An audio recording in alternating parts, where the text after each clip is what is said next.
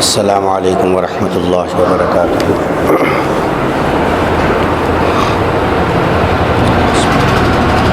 بسم اللہ الرحمن الرحیم۔ الحمد للہ رب العالمین والصلاة والسلام علی سید الانبیاء والمرسلین۔ لا الہ الا اللہ الحلیم الکریم، سبحان اللہ رب العرش العظیم، الحمد للہ رب العالمین۔ قال اللہ تبارک و تعالی فی کلامہ المجید والفرقان الحمید، فاعوذ باللہ من الشیطان الرجیم، بسم اللہ الرحمن الرحیم۔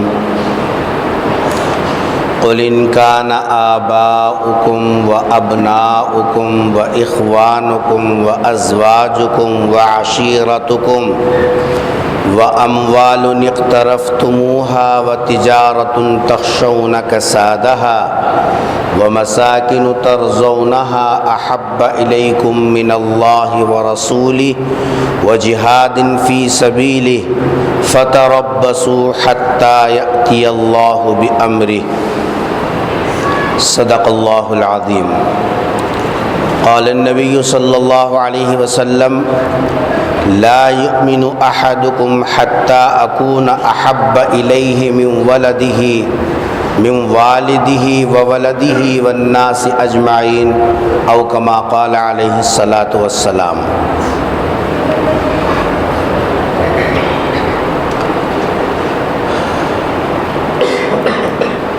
عزیزان گرامی،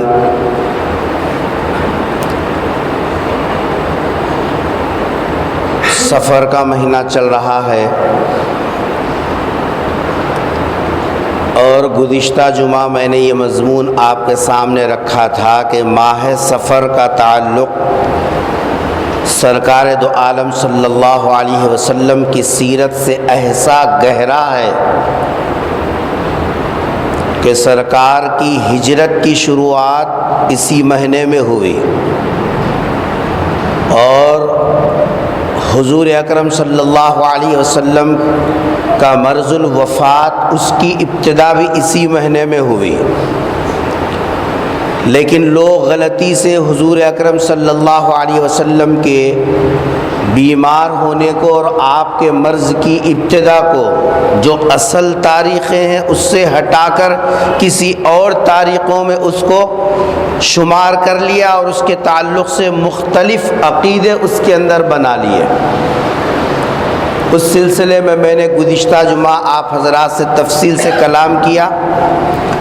اس وقت میں نے چونکہ سرکار کی سیرت کا مسئلہ چھڑ پڑا اور اگلا مہینہ حضور اکرم صلی اللہ علیہ وسلم کی ولادت با سعادت سے نسبت رکھنے والا مہینہ بھی شروع ہونے کو ہے، اس لیے میں نے اس وقت میں سورہ توبہ کی ایک آیت پڑھی اور اسی مناسبت سے سرکار دو عالم صلی اللہ علیہ وسلم کا فرمان پڑھا۔ دیکھو، دنیا میں اللہ کی بے شمار نعمتیں، ان گنت نعمتیں، اللہ کی بے شمار نعمتیں دنیا کے اندر، اللہ تبارک و تعالیٰ کی ان گنت نعمتیں امت پر اور پورے نسل انسانی پر برابر نعمتیں اترتی رہتی ہیں۔ وہ بچے کس کے ہیں؟ یا تو گھر کو بھیج دو یا تو نگرانی میں لو۔ چھوٹے بچوں کو مسجد میں لانا نہیں، جن کو مسجد کا شعور نہیں رہتا۔ حدیث میں سرکار نے منع فرمایا، جن کو مسجد کا شعور آ گیا ان لوگوں کو مسجد میں لانا چاہیے۔ کیا بتا تھا؟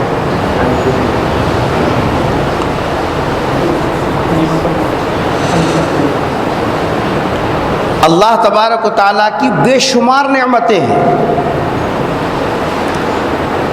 پوری نعمتوں کو اگر ہم تقسیم کریں اللہ کی جتنی نعمتیں انسانوں پر اور اپنے بندوں پر اللہ تبارک و تعالیٰ فرماتے ہیں، ان تمام نعمتوں کو اگر ہم تقسیم کریں تو دو حصوں میں اللہ کی نعمتوں کو تقسیم کیا جا سکتا۔ نعمتوں کا ایک حصہ تو وہ ہے جس کو انسان اپنے ظاہری آنکھوں سے دیکھ سکتا ہے، جس کو انسان محسوس کر سکتا ہے اور اس کا مشاہدہ کر سکتا ہے۔ خود انسان کا وجود اللہ کی ایک نعمت، آسمان اللہ کی ایک نعمت، زمین اللہ کی ایک نعمت، سورج اللہ کی ایک نعمت، اس میں حرارت اللہ کی نعمت، خلا میں ہواؤں کا نظام ایک نعمت، درختوں کا نظام ایک نعمت، چاند کا نظام ایک نعمت، سمندروں کا نظام ایک نعمت، اس میں لہروں کا نظام ایک نعمت، اس میں بے شمار مخلوقات ایک نعمت، چھوٹی سے لے کر بڑی تک جتنی نعمتیں آنکھوں کو نظر آ رہی ہیں یہ سب اللہ کی نعمتوں کا ایک حصہ ہے۔ اس کو تو سب نعمت سمجھتے ہیں، لیکن بعض نعمتیں وہ ہیں جو انسان آنکھوں سے دیکھ نہیں سکتا، لیکن وہ بھی اللہ کی نعمتیں ہیں۔ جیسے ایمان ایک نعمت ہے، کیا آپ اس کو آنکھوں سے دیکھیں گے؟ اسلام کو تو دیکھ سکتے ہیں، اسلام کو آنکھوں سے دیکھ سکتے ہیں، کلمہ پڑھنا اسلام ہے، نماز پڑھنا اسلام ہے، روزہ رکھنا اسلامی رکن ہے، زکوٰۃ دینا اسلامی رکن ہے، حج کرنا اسلامی رکن ہے۔ اسلام کو تو تم آنکھوں سے دیکھ سکتے ہو، ایمان کو نہیں دیکھ سکتا۔ ایمان تو دل کی ایک کیفیت کا نام ہے، یہ کسی کو تشتری میں رکھ کے دی جانے والی چیز نہیں ہے کہ صاحب لے لیجئے۔ یہ نعمت اللہ نے ہم کو عطا فرمائی، یہ بھی نعمت ہے۔ ایمان بھی اللہ کی ایک نعمت ہے۔ اللہ کی محبت ایک نعمت ہے، اگر یہ محبت نہ ہو تو انسان کے پورے اعمال بیکار ہیں۔ اللہ کی محبت کا دل میں ہونا ایک نعمت، ایمان ایک نعمت، لیکن یہ نعمتیں کیسی ہیں؟ جس کو سر کی آنکھوں سے دیکھا نہیں جا سکتا، جس کو سر کی آنکھوں سے دیکھا نہیں جا سکتا۔ تو کائنات میں جتنی نعمتیں ہیں وہ سب نعمتیں، قرآن نے کہا وَإِن تَعُدُّوا نِعْمَةَ اللَّهِ لَا تُحْصُوهَا، اللہ کی بے شمار نعمتیں ہیں، اور اگر تم لکھنا چاہو، گننا چاہو تو فرما کہ لا تحصوها، تمہارے بس میں نہیں ہے گننا۔ اللہ کی اتنی نعمتیں، ان تمام نعمتوں میں، ان تمام نعمتوں میں سب سے بڑی نعمت اگر کوئی ہے وہ ہے رسول اکرم صلی اللہ علیہ وسلم کی ذات گرامی۔ اللہ کے خزانے کی سب سے بڑی نعمت، اللہ کے خزانے کی سب سے بڑی نعمت اگر کوئی ہے تو وہ کون سی نعمت ہے؟ حضور اکرم صلی اللہ علیہ وسلم کی ذات گرامی ہے۔ یہ ایسی بڑی نعمت ہے، اس کی جو ہے اس کے صدقے میں یہ ساری دنیا کی نعمتیں وجود میں آئیں۔ اس کی مثال ایسے سمجھو، ایک آدمی درخت لگا رہا، زمین کو نرم کیا، اندر بیج ڈالا، اس کو پانی دیا، کوپل نکلا، درخت ہوا، اطراف کے جیساب جھاڑ جھنکار کو صاف کیا، اس کی جیساب نشو نما میں جو ہے چھاؤں دھوپ صبح شام اس کی نگرانی کی، اس کے اوپر جیساب پتے آئے، پھول آئے، پھل آیا۔ اب یہ درخت لگانے والا جب پھل ہاتھ میں لیتا ہے تو کہتا ہے کہ میں اسی کے لیے یہ درخت لگایا تھا۔ درخت لگانے والے کا اصل مقصود کیا تھا؟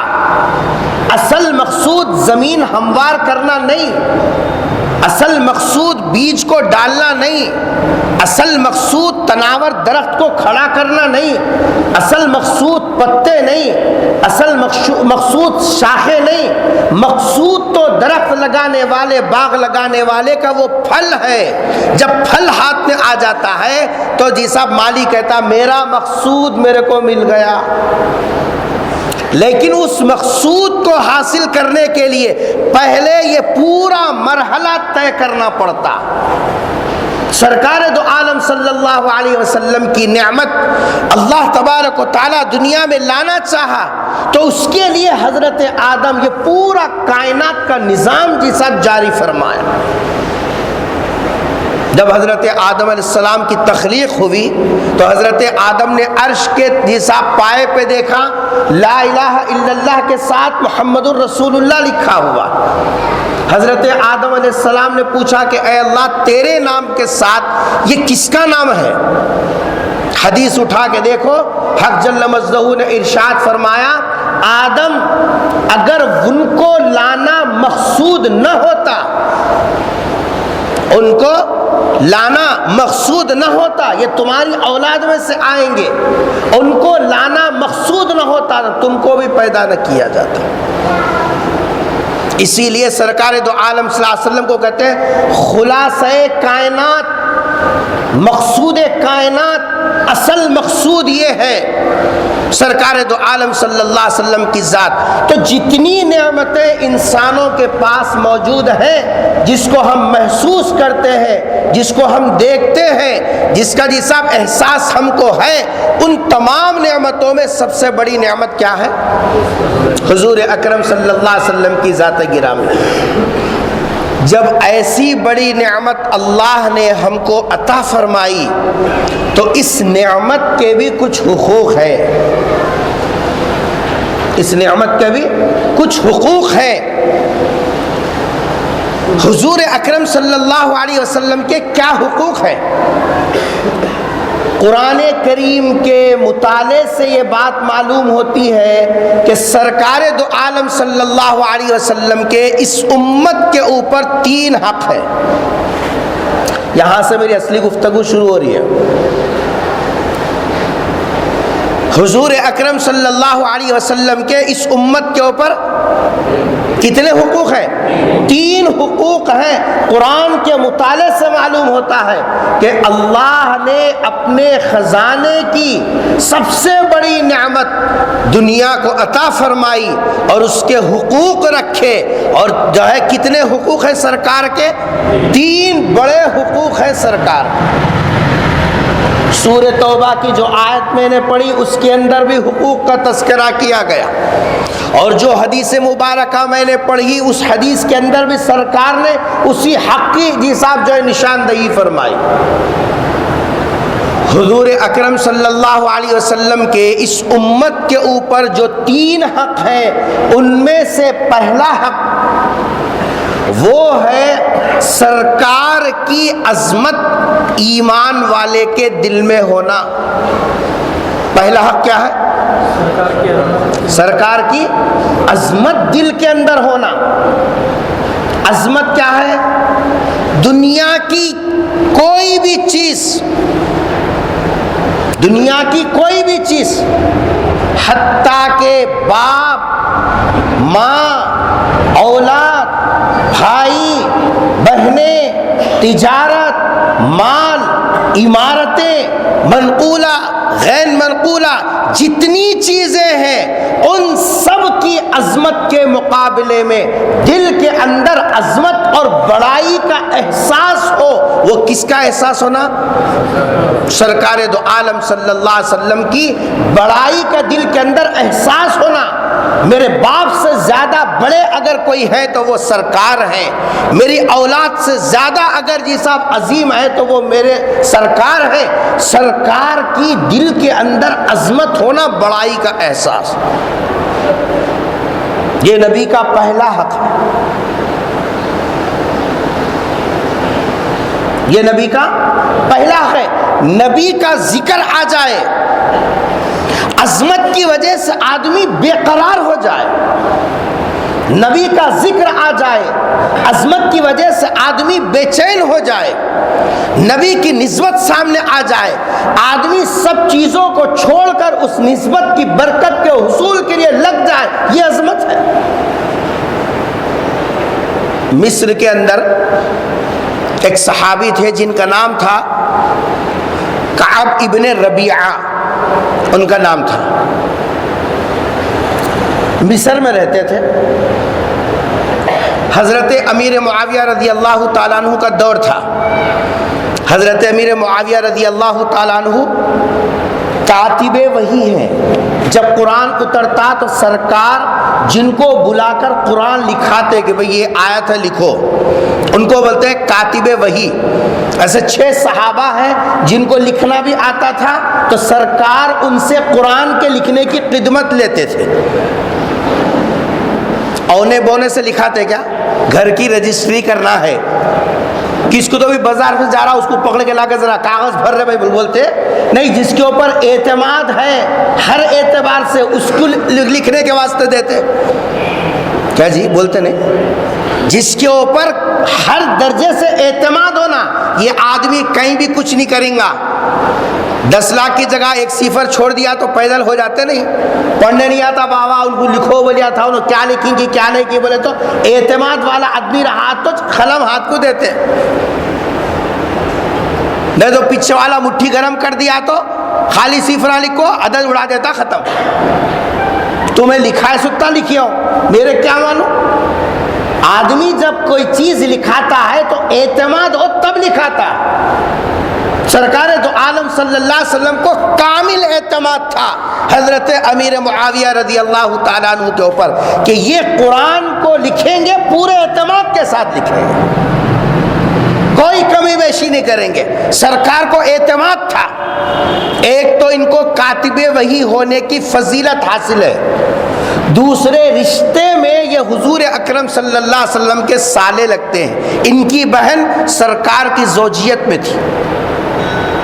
ہمارے سالے کو اگر کچھ بولے تو خاموش پڑتے نہیں، سلامی کے ساتھ حساب کر کے دیتے، میرا خاندان کیا سمجھا، ہمارے سسرال والوں کو لاوارث سمجھا کیا، کچھ تو بھی بولتے نا بابا۔ سرکار کے اپنے سالے کی عزت تو ہمارے دل میں ہے، اور سرکار کے رشتے کے ساتھ جو برادر نسبتی ہے ان کے تعلق سے لوگوں کا دماغ خراب ہے۔ نبی اعتماد کرنے کے بعد تو آنکھ بند کر کے اعتماد کر دینا چاہیے تھا۔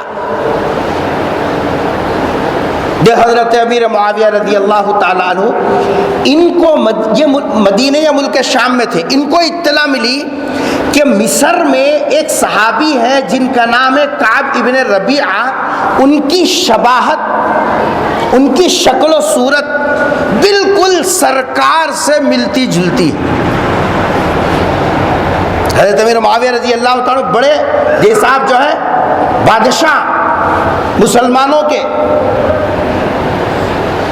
اطلاع ملی کہ مصر میں ایک آدمی ہے جس کی شباہت کیسی ہے، سرکار دو عالم صلی اللہ علیہ وسلم کی شباہت ہے۔ سرکار کی شباہت چند لوگوں کو اللہ نے دی، ان میں سب سے مقدم آپ کے 2 نواسے حضرت حسن اور حضرت حسین۔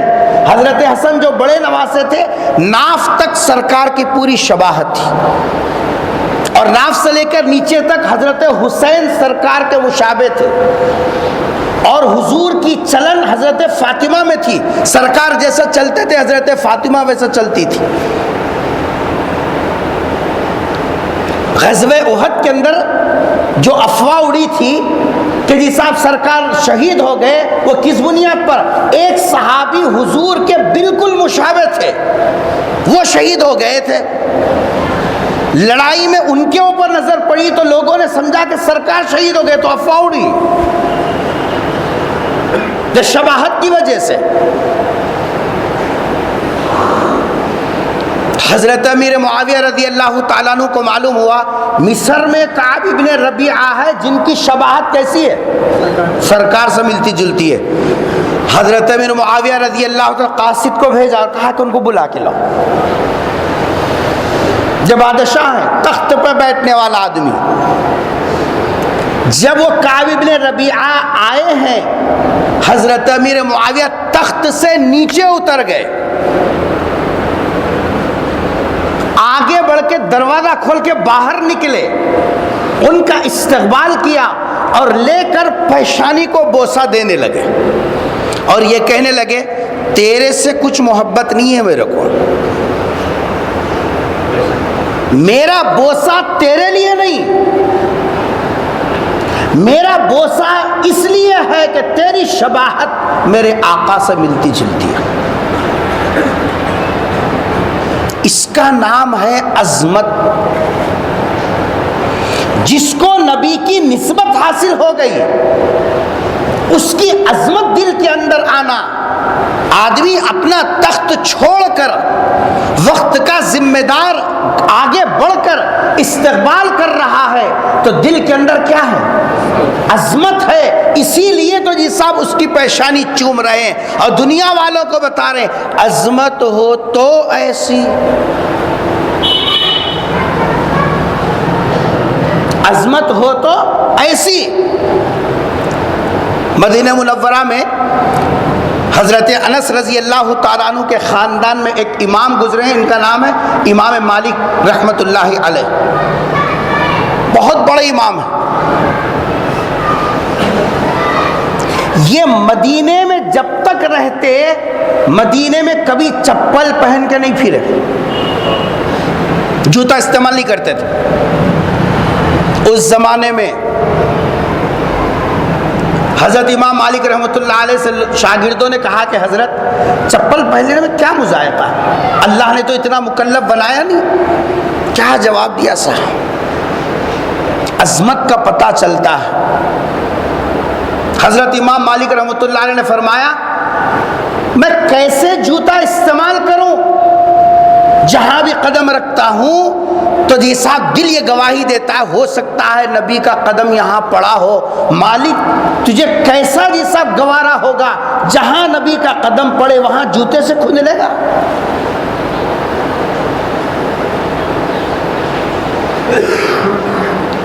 یہ کیا بتا رہا ہے؟ عظمت کو بتا رہا ہے۔ مدینے کی گلیوں میں بغیر جوتے کے چلنا آسان ہو گیا عظمت کی بنیاد پر۔ حضرت امام ابو حنیفہ رحمۃ اللہ علیہ جو بہت بڑے امام گزرے، وہ جب مدینہ منورہ تشریف لے گئے تو وہاں کے علماء کو، فقہاء کو اطلاع ملی کہ اتنا بڑا امام مدینۃ الرسول میں آیا ہے۔ 3 دن رہے حضرت امام ابو حنیفہ رحمۃ اللہ علیہ، 3 دن کے بعد جانے لگے۔ وہاں کے علماء کو معلوم ہوا کہ اتنا بڑا امام آیا اور جا رہا، سب لوگوں نے راستہ روکا۔ حضرت امام ابو حنیفہ رحمۃ اللہ کہا کہ سب جانے نہیں دیتے، آپ آئے اور اتنا جلدی چلے جا، ہم تو کچھ آپ سے استفادہ کیا ہی نہیں۔ اصرار کیا تو 5 دن ٹھہر گئے، 5 کے بعد پھر جانے کا ارادہ کیا، پھر لوگوں نے راستہ روکا۔ اس طریقے سے 11 دن تک حضرت امام ابو حنیفہ رحمۃ اللہ علیہ کو یہ سب مدینے میں رکنا پڑا۔ 11ویں دن جب ارادہ کیا تو پھر مدینے کے لوگ آ گئے اور آ کر حضرت کا راستہ روکا تو حضرت نے ایک جملہ ارشاد فرمایا۔ حضرت نے فرمایا اب میں ایک وضو سے اس سے زیادہ میں مدینے میں رہ نہیں سکتا، ایک وضو سے اب میں اس سے زیادہ، یعنی جب سے آیا ہوں مدینے کے اندر، جب سے استنجا کے لیے نہیں گیا، اس واسطے کہ یہاں قدم قدم پر پتہ نہیں کہاں سرکار کے جی صاحب قدم پڑے ہوں، اس لیے میں وہ جس وضو سے آیا ہوں اسی وضو سے ہوں، اب میں آگے نہیں رہ سکتا۔ کیا بتا رہا ہے؟ ان کے دل کے اندر عظمت ایسی رچی بسی تھی، اللہ نے ان کو اتنا اونچا اٹھایا، آج نام سنتے ہیں تو گردنیں جھک جاتے ہیں۔ یہ کس بنیاد پر؟ اس بنیاد پر کہ جی صاحب جو ہے ان کے دل کے اندر سرکار دو عالم صلی اللہ علیہ وسلم کی عظمت تھی۔ آج ہمارے پاس، ہم بھی نبی کے غلام ہیں، اللہ آخری سانس تک نبی کی غلامیت میں رکھے۔ کیا نبی کا یہ پہلا حق جو عظمت کے عنوان سے قرآن کریم نے مسلمانوں پر فرض کیا، کیا یہ عظمت ہمارے دلوں میں ہے؟ نبی کی نسبت رکھنے والی چیزوں میں ہمارے پاس عظمت ہے؟ ہم ایک طرف سے سنتے ہو کہتے کہ صاحب وہ لوگ کرے تھے ہوں گے، ان کو ملیا، ہمارے کیا ضروری ہے؟ عظمتوں سے ہمارے دل خالی ہیں۔ اسی وجہ سے سرکار دو عالم صلی اللہ علیہ وسلم کی ان نسبتوں کی برکتیں ہماری زندگی میں نظر نہیں آتی۔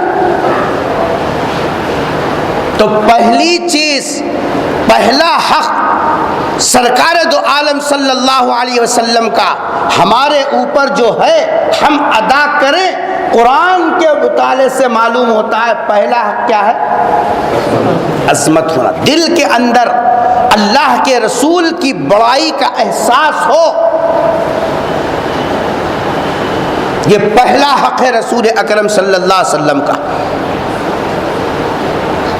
حضرت تھانوی نور اللہ مرقدہ کی خدمت میں ایک صاحب اصلاحی تعلق رکھتے تھے۔ اللہ والوں سے جب اصلاحی تعلق آدمی رکھتا ہے تو پھر اس کی اصلاح ایسے خیر محسوس طریقے سے ہوتی ہے کہ وہ صراط مستقیم پر پوری سیدھی کے ساتھ چلتا اور اللہ اس کی حفاظت فرماتے ہیں۔ اہل اللہ سے تعلق اسی وجہ سے رکھنا ہے۔ اللہ والوں نے دنیا کمانے کے طریقے نہیں بتائے، وہ تو لوگوں نے بدنام کیا اللہ والوں کو۔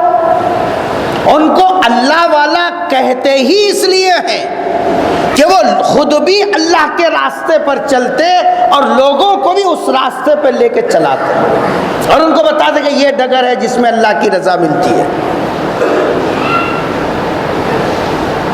حضرت سے عرض کیا کہ حضرت میں ایسا محسوس کرتا ہوں کہ میرے دل میں میرے ماں اور باپ کی عظمت زیادہ ہے اور نبی کی عظمت کم ہے۔ حضرت تھانوی نے فرمایا کہ نہیں، ایسا تو نہیں ہو سکتا۔ حضرت کی محفل شروع ہوئی، وہ بیٹھ گئے۔ جب گفتگو چلنے لگی، سرکار کی سیرت کا تذکرہ چھڑا، حضور اکرم صلی اللہ علیہ وسلم کی سیرت بیان کرتے ہوئے درمیان میں حضرت تھانوی نے سرکار کا تذکرہ روک دیا اور فرمایا ٹھہرو بھائی، بس اب تک تو ہم کس کا تذکرہ سن رہے تھے؟ سرکار کا۔ اب تھوڑی دیر ان کے والد صاحب اور ان کے خاندان کا ذکر کریں گے، جنہوں نے آ کر کہا تھا کہ میرے دل میں باپ کی عظمت زیادہ ہے۔ تو حضرت نے کہا کہ ذرا رکو، نبی کا تذکرہ ہم یہاں روک کے ان کا تذکرہ کریں گے۔ جب حضرت نے یہ جملہ کہا تو چیخ مار کر کھڑے کہا کہ میرے باپ کا کیا ہے درجہ؟ نبی کے تذکرے کو روک کر میرے باپ کا تذکرہ ہرگز نہیں ہوگا۔ کہا کہ حضرت آپ سرکار ہی کا تذکرہ کرتے رہیے۔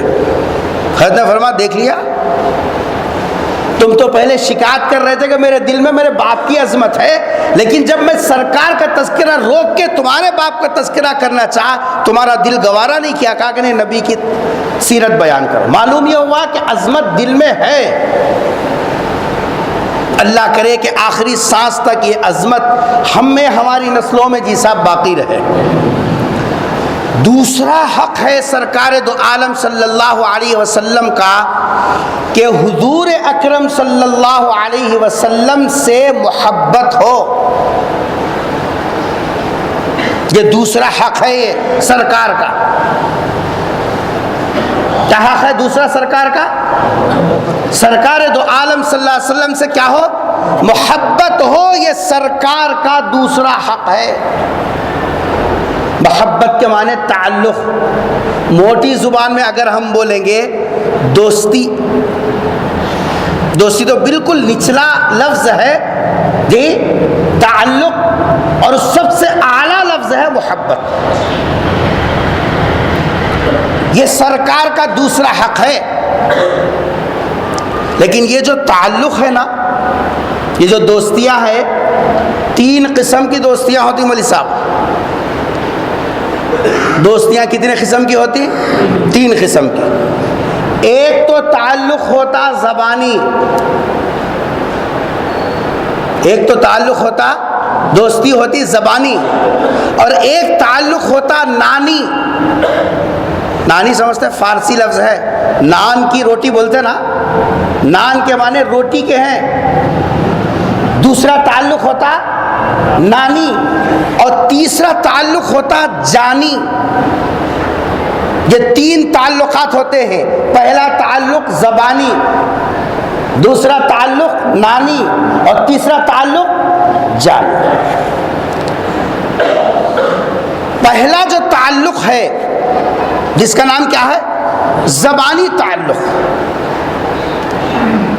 جیسے مثال کے طور پر ایک صاحب نے کہا کہ میرے باپ سے میں بہت محبت کرتا ہوں، میرے باپ سے بہت چاہتا ہوں میں۔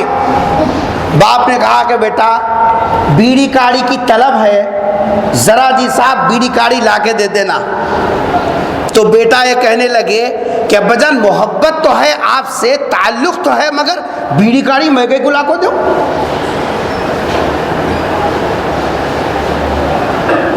بابا اگر بولے پیٹ میں جلن ہو رہی رے، تھوڑا دہی لا کے دے، کھاتا ہوں ذرا سکون پڑتا، کیا آئے گی؟ محبت ہے بابا تمہارے سے، دہی لانا میں کہیں کو لاتا ہوں؟ تمہارے جلن ہوئے تو تمہیں جا کے لا لو۔ یہ بیٹے کی بابا کے ساتھ جو محبت ہے یہ کون سی ہے آپ بولیے؟ خالی زبانی ہے، بابا باہر جا رہا ہوں، بس سب کچھ تمہارے واسطے، چبوترے بیٹھے آپ بابا بابا تصویر لے کے گھما، بابا بابا بابا بول رہے ذرا جی صاحب یہ لا کے دے رہے، داتا گلگلا رہی، چھالیاں کھانے کی عادت ہے، ذرا چھالیاں کھا کو لا کے دے، مائی کئی کو لانا، تمہارے گلگلائی تو تم جا کو لا لے ہو۔ آپ بولیے یہ محبت کئی کی ہے؟ نہیں آپ لوگ زبانی محبت۔ جیسے ایک شاعر صاحب نواب کی خدمت میں پہنچے اور ان کی تعریف میں قصیدہ لکھا، آپ کی نوابیت، آپ کا خاندان، آپ کی سخاوت اور آپ کا جمال، آپ کا کمال، سب اشعار میں مبالغہ ہوتا اور کیا ہوتا؟ حقیقت کم رہتی، مبالغہ زیادہ رہتا۔ دونوں بڑا قصیدہ لکھا، نواب صاحب کی خدمت میں پہنچے اور جا کر ان کو جی صاحب قصیدہ پڑھا کہ صاحب حضرت میں آپ کی شان میں قصیدہ لکھا ہوں۔ کہا کہ سنائیے۔ کھڑے ہو کے بڑے راگ راگ سے سنائے، جی صاحب آپ کا خاندان ایسا، آپ کی سخاوت ویسی، ایران توران کی خوب خلابے ملائے، بہت خوش ہو گئے۔ نواب صاحب نے کہا کہ ٹھیک ہے پرسوں آنا، 2000 انعام دیں گے تم کو۔ بڑے خوش ہوئے، 2000 انعام مل رہا ہے۔ نوابوں کا حال یہی تھا پرانے زمانے میں۔ شاعر صاحب تو چلے گئے، جاتے جاتے 500 روپے کا خرچہ بھی لے لیا، کیونکہ 3 دن کیا ملنے والے ہیں؟ 2000، 500 گئے بھی تو 1500 تو پکے رہتے ہیں۔ گھر میں خوب مزے سے کھا رہے ہیں۔ 3 دن کے بعد نواب کی خدمت میں پہنچے، جا کے سلام کرے تو نواب سر بھی نہیں اٹھا رہا۔ بہت دیر کے بعد گلا کھکار کھکار کے سلام کرے، کہا کہ میں آیا ہوں۔ بولے تم کون؟ حضرت بھول گئے پرسوں میں آپ کی تعریف میں قصیدہ لکھا تھا نا، اور آپ نے وعدہ کیا تھا 2000 کا۔ تو نواب نے فرمایا پاگل، جیسے تیرے قصیدے میں کوئی حقیقت ہی نہیں تھی، صرف میرے کو پھلانے کے واسطے تعریفیں تھی، سب مبالغہ۔ جیسے تیرے الفاظ کی کوئی حقیقت نہیں تو میرے وعدے کی بھی کوئی حقیقت نہیں۔ تو نے الفاظ سے خوش کیا، میں نے تجھے الفاظ سے خوش کیا، بس آگے کچھ نہیں رہا۔ یہ زبانی تعلق ہے۔ سرکار سے یہ تعلق، آپ بولیے دغا بازی ہے یا نہیں ہے؟ نبی سے تعلق صرف زبانی ہو، نہ الفاظ کی کوئی حقیقت ہو۔ ایک تعلق تو یہ ہے، ایک تعلق ہوتا ہے نانی۔ کون سا تعلق ہوتا؟ نانی۔ نانی کہتے ہیں روٹی کو، جن کے ساتھ کھانے پینے کے لیے اچھا ملا تو ان سے دوستی گھاٹ لیا۔ خان صاحب کے ساتھ رہنے میں صبح کی چائے ملے گی، شام کا جی صاحب جو ہے کھانا ملے گا، جہاں بازار میں جائیں گے جی صاحب اپنے کو بھی کھلائیں گے، تو گڑ کے ساتھ مکھیاں جیسے لگتے ہیں، بعض دسترخوان کے دوستہ ہوتے خالی، خان صاحب سے دوستی کئی کے واسطے ہے، چائے پانی مال پانی کی دوستی ہے، پھگٹ میں چائے نکل جاتی، بیڑی کاڑی نکل جاتی، سفر خرچ نکل جاتا، اس واسطے ان کے ساتھ لگ لگ کے رہتے ہیں، اور جہاں ان کے لیے کھانا پانی بند ہو گیا سلام کر کے نکل جاتا۔ کیا میاں نظر نہیں آ رہے؟ ہائے بول کے آئے تھے کہ آپ کیا ضرورت ہے؟ یہ دوسرے نمبر کی جی صاحب جو ہے دوستی ہوتی ہے۔ دنیا میں زبانی دوستی بھی ہے اور یہ نانی دوستی بھی ہے۔ تیسری دوستی ہوتی ہے، تیسرا تعلق ہوتا ہے جانی، انسان مصیبت میں بھی ساتھ دے، راحت میں بھی ساتھ دے، ہر حال میں ساتھ دینا، نعمت ملے تب بھی ساتھ، مصیبت آئے تب بھی ساتھ، آزمائش آئے تب بھی ساتھ، آرام ملے تب بھی ساتھ، اس کو کہتے ہیں جانی دوست، یہ جگری دوست کہلاتا ہے۔ اب ذرا ہم غور کریں کہ ہماری رسول اکرم صلی اللہ علیہ وسلم کے ساتھ ہمارا جو تعلق ہے، کیا زبانی تعلق ہے، نانی تعلق ہے، یا جگری تعلق ہے؟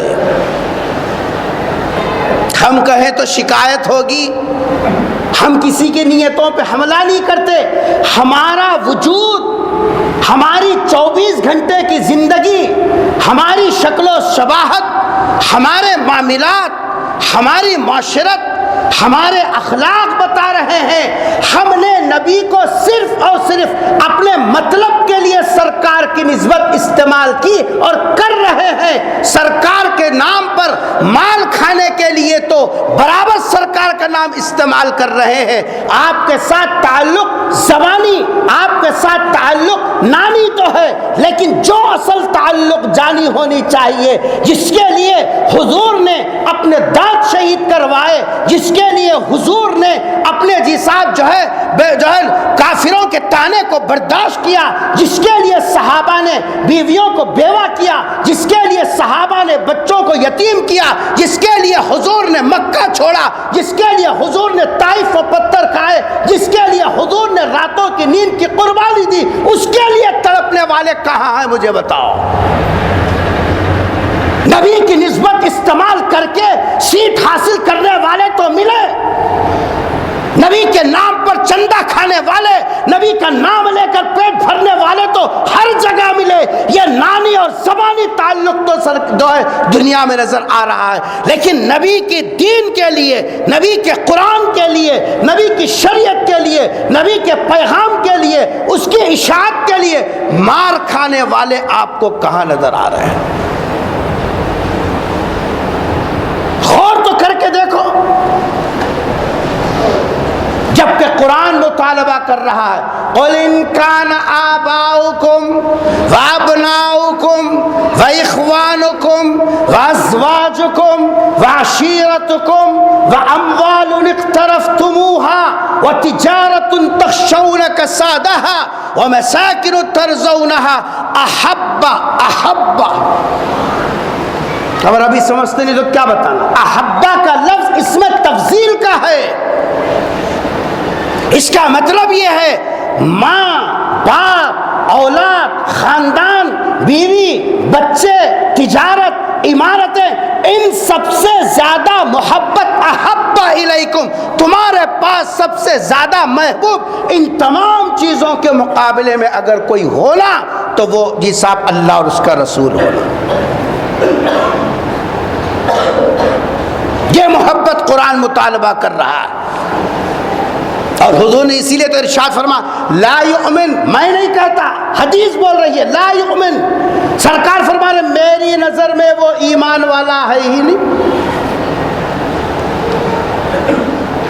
تم میں سے کوئی آدمی اس وقت تک مومن کہلا ہی نہیں سکتا، اس کو مومن ہی نہیں کہا جائے گا۔ کب تک؟ حتیٰ، اللہ کے رسول فرما رہے اکونا، میں ہو جاؤں احب الیکم، اس کے پاس زیادہ محبوب، من والدہ وولدہ والناس اجمعین، اپنے ماں باپ، اپنی اولاد اور دنیا کی تمام مخلوق سے زیادہ محبوب میں ہو جانا اس کے پاس۔ قرآن نے یہ مطالبہ کیا اپنے جی صاحب ماننے والوں سے۔ قرآن نے ہمیں مردوں کی چیز بنا کے رکھی نا، خالی ایصال ثواب کے لیے رکھو، ہدایت تو زندوں کے لیے تھی، کبھی کھول کے نہیں دیکھا قرآن کیا مانگ رہا ہے۔ یہ دوسرا حق ہے نبی کا۔ پہلا حق کیا ہے نبی کا؟ عظمت، دل کے اندر نبی کی بڑائی کا احساس ہونا، اور دوسرے حضور اکرم صلی اللہ علیہ وسلم کی محبت ہونا۔ دیکھو، محبت ایک دعویٰ ہے، غور سے سنیے صاحب، محبت کیا ہے؟ ایک دعویٰ ہے۔ جیسے میں کہوں کہ بھئی یہ گھر میرا ہے، یہ کیا ہو گیا؟ ایک دعویٰ ہو گیا۔ دنیا کا عقل سے پیدل بھی آدمی یہی بولے گا کہ بھئی یہ گھر تمہارا ہے، پروف کیا ہے؟ پوچھے گا نہیں، یہ پین میرا ہے، پروف کیا ہے؟ یہ چیز میری ہے، اس کی جیسا دلیل کیا ہے؟ ارے پوچھے گا کہ نہیں پوچھے گا؟ ہر اس وقت میں ہر مسلمان کو دیکھو، وہ کیا کہے گا؟ بھائی اللہ کے رسول کی محبت میرے دل میں ہے، دل میں اللہ کے رسول کی محبت ہے، یہ کیا ہو گیا؟ دعویٰ ہو گیا۔ ہم دعویٰ کر رہے ہیں کہ سرکار کی محبت ہمارے دل میں ہے۔ دلیل کیا؟ اللہ کے رسول کی محبت آپ کے دل میں ہے، اس کی دلیل کیا ہے؟ اس کی دلیل ہے وہ تیسرا حق، اور وہ اس کا نام ہے اطاعت۔ کیا ہے؟ اطاعت، یہ ہے دلیل۔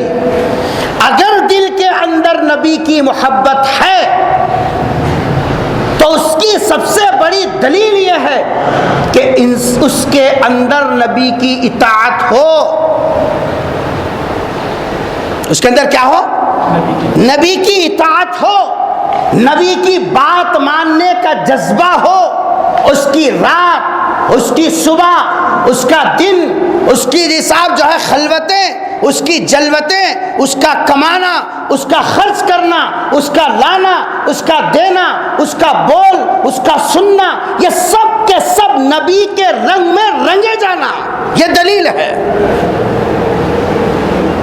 اگر میں یہ کہوں کہ میں مہندرا کمپنی کا ورکر ہوں، نہ میرے جسم پہ جی صاحب مہندرا کمپنی کا ڈریس ہے، نہ میرے پاس کوئی آئی ڈی پروف ہے، نہ میرے کو پانا پکڑنے آتا، نہ مجھے اسٹیئرنگ پہ بیٹھنے آتا، نہ کسی جی صاحب گیٹ کا نمبر معلوم ہے، کچھ نہیں کیا نہیں، اور میں چورستے پہ کھڑے ہو کے مائک لگا کے بول رہا ہوں کہ میں مہندرا کا جی صاحب آدمی ہوں، کیا آپ کیا فیصلہ کریں گے؟ آپ بولیے۔ ہم کہیں تو شکایت، کیا بولے گی دنیا مجھے؟ عقل سے پیدل بولے گی کہ نہیں بولے؟ پاگل ہے پاگل، اس واسطے کہ اس کے پاس نہ ڈریس ہے، نہ آئی ڈی ہے، نہ جی صاحب اس کو کچھ کام آتا، نہ نام آتا، نہ کما کسی چیز کو بول سکتا، نہ بتا سکتا، پھر یہ دعویٰ کیسے کر رہا؟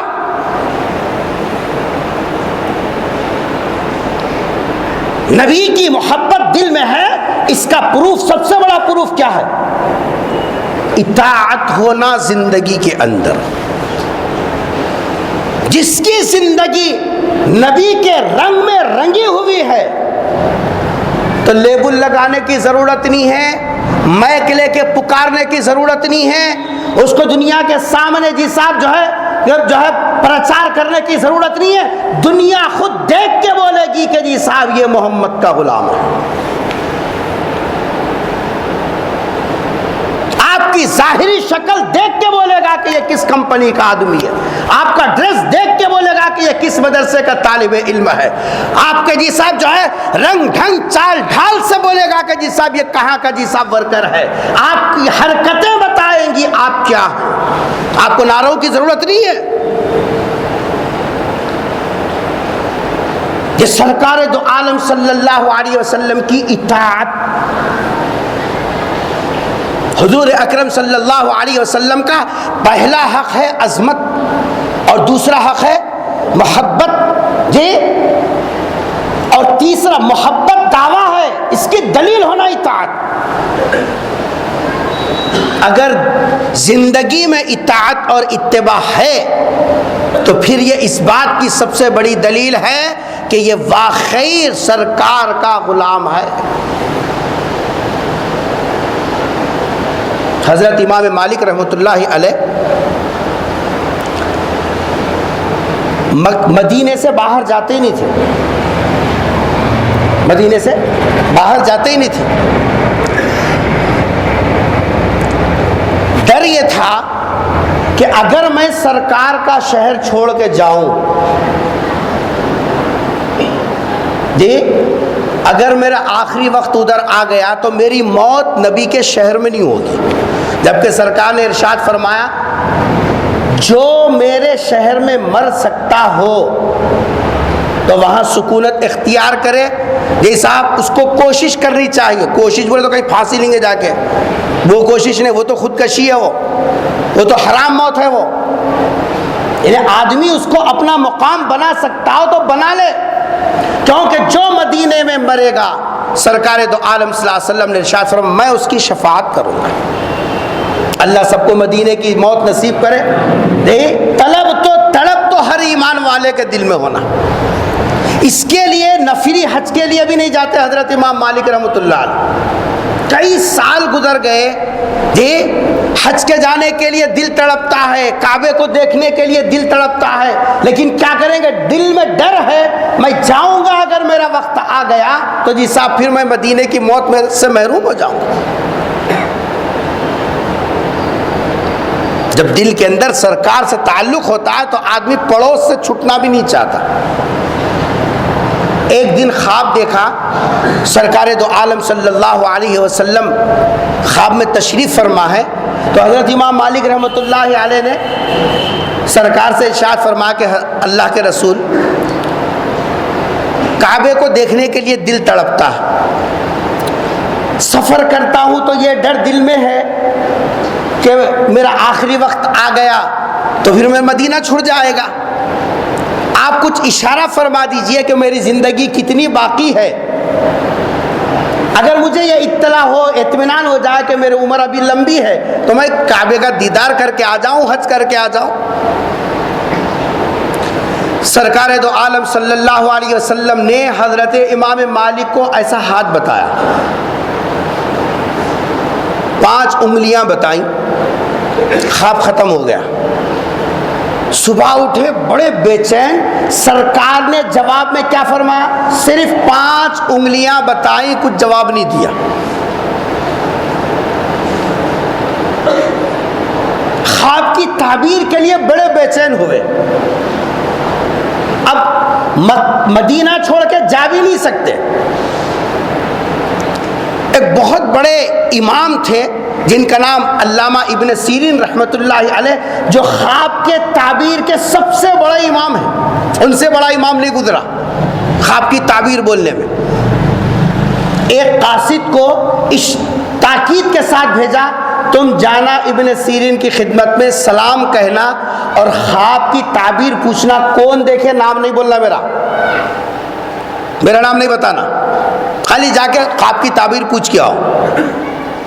علامہ ابن سیرین رحمۃ اللہ علیہ کے علم کا حال یہ تھا، اللہ تبارک و تعالیٰ نے خواب کے تعبیر کا ایسا علم دیا تھا علامہ ابن سیرین کو، ان کے حالات پڑھیں گے تو بڑا عجیب لگے گا۔ ایک مرتبہ ان کی خدمت میں ایک صاحب آ کر عرض کرنے لگے کہ حضرت میں نے خواب دیکھا کہ میں جس پلنگ کے اوپر سویا ہوا ہوں نیچے سے آگ لگ رہی ہے۔ تو علامہ ابن سیرین رحمۃ اللہ علیہ نے تعبیر دی، جا پلنگ کے نیچے کھود خزانہ ملیں گا، کیا ملیں گا؟ خزانہ ملیں گا۔ گیا کھودا تو خزانہ نکلا۔ کچھ دنوں کے بعد ایک اور صاحب آ کر ایسے ہی خواب بیان کیا کہ حضرت میں جس پلنگ کو سوتا ہوں اس پلنگ کے نیچے آگ ہے۔ حضرت نے فرمایا سیدھا جا گھر خالی کر، گھر گرنے والا ہے۔ وہ دوڑا بیچارہ، سامان نکالتے نکالتے گھر گر گیا۔ شاگردوں نے پوچھا کہ حضرت خواب ایک ہے، تعبیر الگ الگ ہے۔ ایک کو تعبیر آپ نے دی کہ جگہ کھود خزانہ نکلے گا، اور ایک کو آپ نے تعبیر دی کہ گھر گرے گا۔ حضرت نے فرمایا پہلا آدمی جو خواب دیکھا تھا وہ سرما کی راتیں تھی، اور سرما میں گرمی کو ہر آدمی چاہتا ہے، اور آگ کا دیکھنا یہ سب خزانے کے رنگ کی طرف اشارہ ہے۔ میں نے خواب کی تعبیر دی کہ خزانہ ملے گا۔ اور دوسرے صاحب نے جو خواب دیکھا تھا وہ گرما میں دیکھا، گرما میں گرمی سے ہر آدمی بھاگتا ہے اور نقصان کی چیز ہے، اس لیے میں نے اس کو تعبیر دی کہ گھر گرے گا۔ اور ایک صاحب نے خواب دیکھا، علامہ ابن سیرین کی خدمت میں آ کر عرض کرنے لگے حضرت میں نے خواب دیکھا آج میرے گھر میں وقت کا بادشاہ پورے لاؤ لشکر کے ساتھ، فوجیوں کے ساتھ میرے گھر میں بادشاہ سلامت تشریف لا رہے ہیں، اور میرے گھر میں آ کر جیسا بیٹھ گئے ہیں، وہ سمجھ رہا بہت بہترین خواب ہوگا۔ حضرت نے فرمایا کہ جی صاحب جو ہے علاقہ چھوڑ، گھر چھوڑ کے نکل۔ دیکھنے والا تو یہ تصور کرا بادشاہ آئے گا تو خزانے ملیں گے۔ حضرت نے فرمایا کہ نہیں، قرآن نے کہا اذا دخلوا افسدوها، جب بادشاہ کسی ملک میں آتے ہیں تو اس کو تہس نہس کر کے رکھ دیتے ہیں۔ قرآن کی یہ آیت بتا رہی ہے تو نے خواب میں دیکھا تیرے گھر کے اندر بادشاہ آئے ہیں، تیرا گھر تہس نہس ہو جائے گا۔ تو وہ قاصد مدینے سے نکلا حضرت امام مالک رحمۃ اللہ علیہ کا، اور جا کر سلام عرض کیا اور کہا کہ مدینے میں ایک صاحب نے خواب دیکھا ہے، سرکار نے اس کو جی صاحب جو ہے یہ پوچھنے پر کہ میری زندگی کتنی باقی ہے، سرکار نے 5 انگلیاں بتائیں، کچھ جواب نہیں دیا، اس خواب کی تعبیر چاہیے۔ علامہ ابن سیرین رحمۃ اللہ علیہ نے فرمایا خواب دیکھنے والا کون ہے، اس کا نام بولو۔ خواب دیکھنے والے کا نام کیا وہ بولو۔ اس نے کہا کہ نام بولنے کی پابندی ہے، شرط لگا دی نام نہیں بولنا، اس لیے نام نہیں بولوں گا۔ حضرت نے فرمایا یہ خواب کوئی عام آدمی دیکھ ہی نہیں سکتا، یہ تو کسی اہل علم کا، صاحب نسبت کا خواب ہے، عام آدمی کا خواب ہو ہی نہیں سکتا۔ اور مدینے میں اس وقت میں سب سے بڑا عالم اگر کوئی ہے تو وہ امام مالک ہیں۔ میں کہتا ہوں کہ یہ خواب امام مالک نے دیکھا، جاؤ جا کے پوچھ کے آؤ اجازت ہے یا نہیں ہے۔ قاصد پھر گیا، کہا کہ حضرت آپ کا نام تو پہچان لیا انہوں نے، کہا کہ خواب کی تعبیر پوچھ کے آپ۔ علامہ ابن سیرین رحمۃ اللہ علیہ نے جواب دیا خواب میں، کیونکہ 5 سے کیا سمجھ میں آ رہا، 5 دن، 5 مہینے، 5 سال، 50 سال، آخر کیا ہے؟ کیونکہ سوال کیا تھا، میری زندگی کے کتنے دن باقی ہیں؟ اور سرکار نے جواب میں کیا بتایا؟ 5 انگلیاں۔ دیکھنے والا کیا سمجھے گا کہ بھائی جی صاحب 5 دن ہے، 5 مہینے، 5 ہفتے، 5 سال۔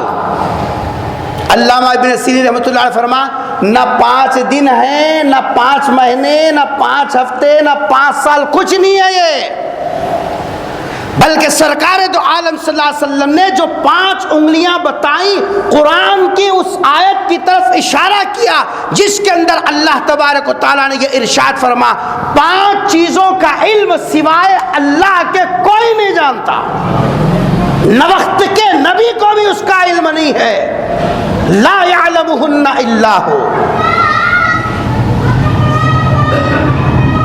5 چیزوں کا علم اللہ نے اپنے لیے مخصوص کر رکھا ہے، اس کے اندر کسی کی شرکت نہیں، وہ علم سوائے اللہ کے کوئی نہیں جانتا۔ تم تو مجھ سے پوچھ رہے ہو کہ میری عمر کتنی ہے، میں کیا جانوں کس کی عمر کتنی ہے، اللہ جانتا ہے۔ اس لیے فرما کہ اس آیت کی طرف اشارہ کیا 5 کر کے، یہ 5 چیزوں کا علم صرف کس کے لیے خاص ہے؟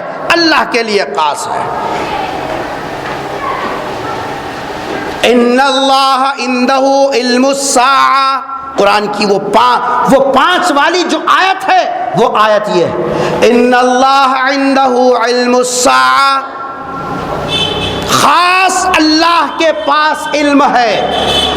پہلی چیز قیامت کا علم، قیامت کب آئے گی اس کا علم اللہ نے کسی کو نہیں دیا، وہ علم اللہ نے اپنے پاس خاص کر کے رکھا، اللہ ہی جانتا ہے قیامت کب آئے گی۔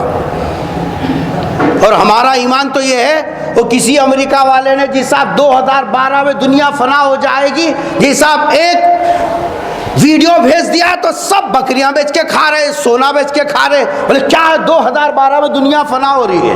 ایمان لایا ظالم تو امریکہ کی بات کے اوپر ایمان لایا، نبی کی بات اور نبی کے قرآن پہ ایمان ہی نہیں ہے، اور نعرے لگا رہا چوراہے پہ کھڑے ہو کے۔ یہ ہے سرکار کے ساتھ ایمان ان کا۔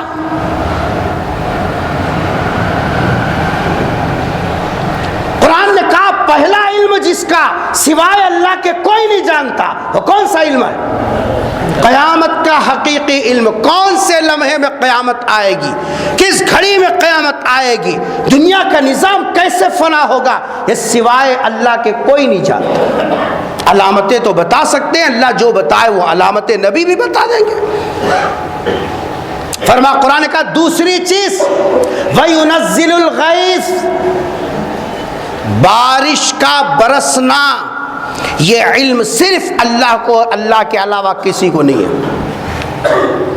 اترنے والی بارش وہ تمہارے لیے رحمت ہوگی، زحمت ہوگی، وہ پانی تمہارے لیے فائدہ مند ہوگا، نقصان وہ ہوگا، اس بارش سے تمہارے لیے جیسا برکت ہوگی یا پریشانی ہوگی، یہ سب کا سب علم سوائے اللہ کے کوئی نہیں جانتا۔ اور یہ جو آج کل محکمہ موسمیات والے جی صاحب بولتے ہیں نا 3 دن میں طوفان آئے گا، اور جس دن طوفان کا اعلان کرے اس دن اعلان کریں گے کہ وہ پلٹ گیا۔ ارے جب تم نے کہہ دیا آئے گا تو طوفان آنا چاہیے تھا نا، اور یہ اعلان کر کے دوسرے دن بولے گا نہیں وہ پلٹ گیا۔ یہی تو اللہ بتا رہے تمہارے صرف تخمینے اندازے ہیں، حقیقی علم تو اللہ کو ہے۔ یہ دوسری چیز کا علم ہے۔ اور تیسرے ارشاد فرمایا ان اللہ عندہ علم الساعہ وینزل الغیث ویعلم ما فی الارحام، ماں کے پیٹ کے اندر جو امانت باپ کی ہے، یہ امانت کیا ہے یہ اللہ بہتر جانتا ہے۔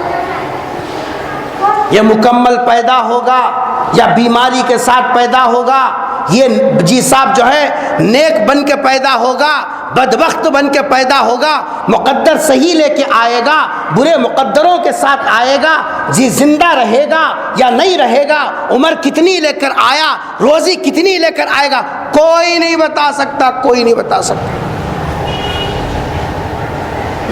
تم کہو گے کہ جی صاحب سونوگرافی والے تو بتاتے ہیں، وہ صرف تخمینے ہیں، وہ صرف تخمینے ہیں۔ نہیں، کیا تمہاری سونوگرافی یہ بتاتی ہے کہ یہ نمازی بنے گا؟ یہ بتاتی ہے کہ صاحب یہ اتنے دانے کھائے گا؟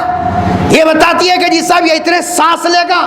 یہ بتاتی ہے کہ یہ ماں باپ کا فرما بردار بنے؟ کوئی نہیں بتا سکتا دنیا کا، یہ واحد اللہ کے پاس اس کا علم ہے۔ وَيَعْلَمُ مَا فِي الْأَرْحَامِ۔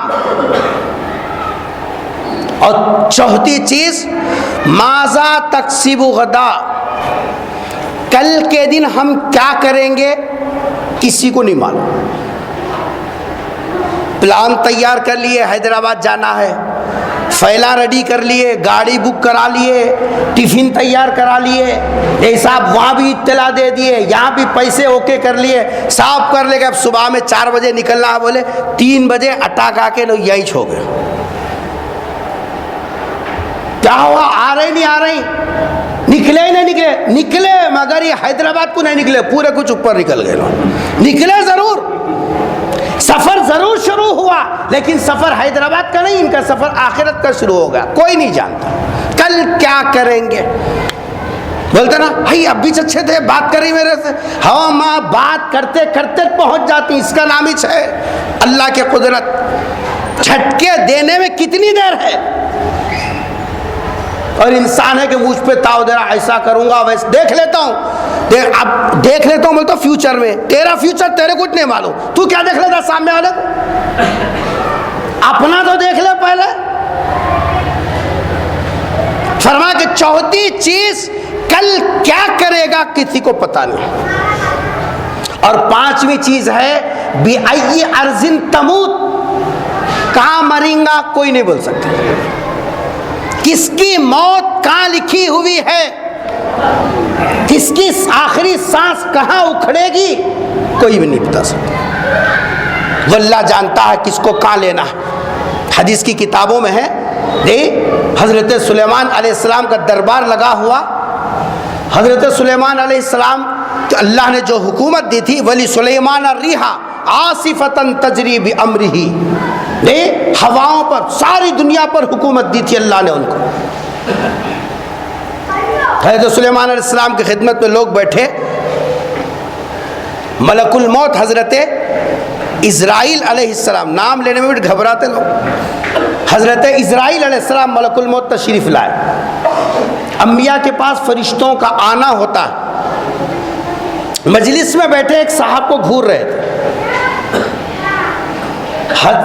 یہ گھور رہے ہیں، وہ آدمی کے پسینے چھوٹ رہے ہیں، گھور کے وہ تو چلے گئے، تو صاحب نے حضرت سلیمان سے عرض کیا کہ حضرت وہ جو صاحب بیٹھے ہوتے اتنا گھور رہے ہیں جس کی وجہ سے میرے اوسان خطا ہو گیا، ہیبت ہو رہی، آپ حکم دیجئے ہوا سے کہ میں کسی جزیرے میں چلے جاؤں، میرے کو بڑی ہیبت ہو رہی۔ حضرت نے حکم دیا ہوا کو، وہ ہوا اس آدمی کو لے کر جزیرے میں چھوڑ دی۔ جب وہ آدمی ہوا کے دوش پہ وہاں اترا، اترتے ہی حضرت اسرائیل علیہ السلام وہاں ریڈی ہیں اور فوراً اس کی روح قبض کر لی۔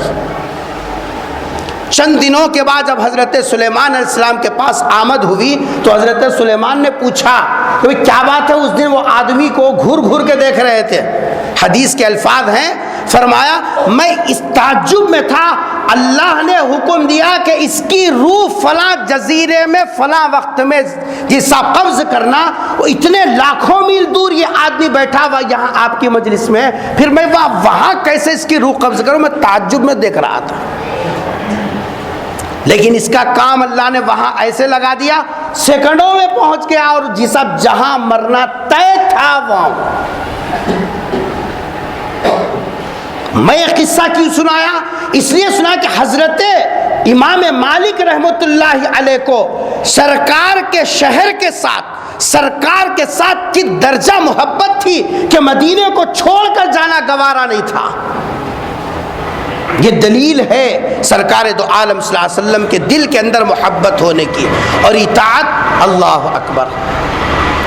حضرات صحابہ کرام نے حضور کے یہ تیسرا حق بھی ایسے ادا کیا۔ ہجرت کا جو واقعہ جیسا بارہا آپ نے سنا، مکے کے اندر ان کے زمینیں، مکے کے اندر ان کے گھر، مکے کے اندر بنے بنائے ان کی جیسا دکانیں، ان کی تجارت سب کچھ تھی۔ ایک آدمی ایک جگہ سیٹل ہونا تو کتنا ٹائم لگتا، اس کا کاروبار چلنے کے لیے کتنا وقت لگتا، لیکن نبی کی محبت کے اندر سرکار نے حکم دے دیا ہجرت کرو، سب کچھ چھوڑ چھاڑ کر مدینے کو چلے گئے، اور یہ بتا دیا نبی کی اطاعت میں سب کچھ چھوڑا جا سکتا ہے، نبی کو چھوڑا نہیں جا سکتا۔ یہ نبی کے تین حق ہیں، پہلا حق ہے عظمت، اور دوسرا حق ہے محبت، اور تیسرا حق ہے اطاعت۔ اب ہم غور کریں ہماری اپنی زندگی کے اندر، جیسا کیا ہم یہ تین حق ادا کر رہے ہیں؟ لوگ تو تیاریاں کریں، ربیع الاول آ رہا ہے، جی صاحب ایسا کریں گے ویسا کریں گے۔ ارے ربیع الاول آ رہا ہے تو اکیلے میں بیٹھ کے کبھی جائزہ بھی لے۔ شادی آ رہی تو آدمی بیٹھ کے جائزہ لیتا نہیں لیتا، میرے کو کیا کیا کرنا ہے، کیا کیا چھوٹ گیا۔ ولادت کا مہینہ آ رہا ہے تو اکیلے میں بیٹھ کے جائزہ لے، پچھلی میری زندگی کیا ان حقوق کی ادائیگی میں گزری؟ اگر گزری ہے تو استقامت کے اللہ سے دعا کر، اور اگر نہیں گزری بتا رہے ہمارے صبح و شام یہ تین حقوق میں جی صاحب ہم کچے ہیں، تو پھر تو کرنا کیا چاہیے تھا؟ کرنا یہ چاہیے تھا کہ بیٹھ کے اللہ سے وعدہ کرتا کہ اے اللہ اتنی توفیق دے دے کہ میں آپ کے حبیب کے جی صاحب یہ حقوق ادا کر سکوں، میرے دل کے اندر نبی کی عظمت پیوست فرما جی صاحب، آپ کی محبت سے میرے دل کو لبریز فرما، اور آپ کی اطاعت کے اوپر جی صاحب میری جان مال کھپا دینے کی توفیق دے۔ یہ اللہ سے بیٹھ کے مانگتا نہیں مانگتا، یہ کام کوئی کر رہا، فرارے کدھر سے لگانا ہے، جلوس کدھر سے نکالنا ہے، کوسے باجے والے کو بولا، یہ فکر ہے۔ اس کا تعلق نہ عظمت سے ہے، نہ محبت سے ہے، نہ جی صاحب اطاعت سے، تینوں سے بھی اس کا تعلق نہیں ہے۔ جس کا کوئی تعلق نہیں حق سے، وہ کام کرنے کے لیے تو لوگ بڑھ چڑھ کے ہیں، اور جو اصل کرنے کا اس کو چھپا کے رکھ دیا۔ اس لیے میرے بزرگوں اور دوستو، اس وقت ضرورت اس بات کی ہے کہ ہم دنیا کے سامنے سرکار کے سچے غلام بن کے بتائیں۔ دنیا یہ بولنے لگے، ہم کو بولنے کی ضرورت نہیں ہے، ہم کو نعرے لگا کے دنیا والوں کو باور کرانے کی ضرورت نہیں ہے کہ ہم ہی محمد کے چاہنے والے۔ ارے تعریف تو زبانی تعریف کرنے والے، مسلم تو مسلم، غیر مسلم بھی تعریف کرے، وقت نہیں ہے ورنہ میں آپ کو بتاتا۔ تعریف کرنے سے کوئی آدمی عاشق نہیں بنتا۔ اٹھا کے دیکھو، سرکار کے چچا ابو طالب تھے کہ نہیں تھے؟ حضور اکرم صلی اللہ علیہ وسلم کی پرورش ابو طالب نے کی، اور حضور کی تعریف کیا کرتے تھے حضرت ابو طالب؟ میرا بھتیجا سب میں ایک کا، خوبصورتی میں ایسا کوئی میرے بھتیجا جیسا نہیں ہے۔ حضرت ابو طالب تعریف کرتے تھے، لیکن کیا ایمان کی دولت ملی؟ سرکار نے خود فرمایا اپنے زبان سے، دوزخ میں سب سے ہلکا عذاب اگر کسی کو ہوگا تو وہ ابو طالب کو ہوگا، اور فرمایا کہ وہ یہ کہ جی صاحب دوزخ کی جوتیاں ان کو پہنائی جائیں گی جس کی حرارت سے دماغ ایسا کھولے گا جیسے ہانڈی میں دال اور پانی کھولتا۔ تعریف تو ہندوستان کے غیر مسلم شعراء نے بھی تعریف کی۔ جگن ناتھ آزاد کون نہیں جانتا ہندوستان کے شاعر کو، ہے غیر مسلم، لیکن ایسی تعریف سرکار دو عالم صلی اللہ علیہ وسلم کی ہے۔ اس کے اشعار پڑھو جگن ناتھ آزاد کے، مبارک ہو ختم المرسلی آیا، یہ جملہ کسی مسلمان کا نہیں ہے، غیر مسلم جگن ناتھ آزاد شاعر کا ہے۔ پوری ایک یہ صاحب جو ہے اس نے نظم کہی سرکار دو عالم صلی اللہ علیہ وسلم کی آمد کے اوپر۔ کیا یہ عاشق رسول ہے؟ زبانی تعریف کرنے سے کوئی عاشق نہیں بنتا۔ عاشق تو یہ صاحب حقوق ادا کرنا جانتا، فرما برداری کرنا جانتا، عظمت سے دل کو بسانا جانتا ہے، محبت اپنے اندر پیدا کرتا ہے، اور اطاعت کے اوپر جی صاحب سب کچھ کھپا دیتا ہے۔ یہ عاشق ہونے کے نشانی۔ اس لیے ضرورت اس بات کی ہے کہ ہم خود بھی اور اپنے نوجوان نسل کے اندر، آنے والے جی صاحب جو ہے نسلوں کے اندر حضور کے ان حقوق کی ادائیگی کی فکر اور جذبے پیدا کریں، اور اپنے بچوں کے دلوں کے اندر سرکار دو عالم صلی اللہ علیہ وسلم کی عظمت کو جی صاحب منتقل کریں۔ یہ اگر ہم نے کیا تو نبی کا حق ہم نے ادا کیا۔ اس پر امید ہے سرکار کی شفاعت بھی ملے گی، جی صاحب آپ صلی اللہ علیہ وسلم کا سہارا بھی ملے گا، اور آپ صلی اللہ علیہ وسلم سے جام کوثر بھی ملے گا، اور پل صراط کے اوپر نبی کے صدقے میں آسانی سے گزر جائے گا۔ اور اگر ہم نے یہ حقوق ادا نہیں کیے تو پھر ڈر ہے کہ جی صاحب کہیں وہی ہمارے لیے وبال جان نہ بن جائے۔ دعا فرمائیے اللہ تبارک و تعالی ہم سب کو سرکار دو عالم صلی اللہ علیہ وسلم سے سچی وابستگی نصیب فرمائے، آپ کی عظمت سے ہمارے دلوں کو لبریز فرما دے۔ اے اللہ آپ کی محبت ہمارے دل میں ڈال دیجئے۔ اے اللہ ہم گندے ہیں مولا، ظاہر بھی گندے، باطن بھی گندے۔ اے اللہ تیرے نبی کے تذکرے سے ہماری زبانیں پاک ہوتی ہیں مولا۔ اے مولا ہم نے جی صاحب جو ہے الفاظ تو استعمال کیے، اس کی حقیقت کو ہمارے دلوں میں منتقل فرما دیجئے۔ اے اللہ تیرے حبیب کے حقوق ادا کرنے کی ہم سب کو سکت عطا فرما دیجئے۔ اے اللہ ہم اپنے اب تک غفلت میں زندگی گزاری، اے اللہ تیرے حبیب نے ہمارے لیے کتنی قربانیاں دی، اے اللہ ہم نے اس کا کچھ بھی حق ادا نہیں کیا۔ اے اللہ جو پچھلی زندگی گزری اس پر ہم توبہ کرتے ہیں، اگلی زندگی پر اللہ تیری توفیق ہو جائے تو اللہ ہم حقوق ادا کر سکتے ہیں۔ نیک عمل کی جو توفیق عطا فرما، صحیح صحبت نصیب فرما، فکر نصیب فرما۔ اے اللہ ہر قسم کے حق کو ادا کرنے والا بنا دیجئے۔ ہم سب کی طرف سے نام بنام رسول اکرم صلی اللہ علیہ وسلم کی خدمت میں درود و سلام کا نذرانہ پہنچا دیجئے۔ اللہم صلی علی محمد کلما ذکرہ الذاکرون وصلی علی محمد کلما غفل عن ذکر الغافلون۔ سبحان ربک رب العزت عما یصفون وسلام علی المرسلین والحمد للہ رب العالمین۔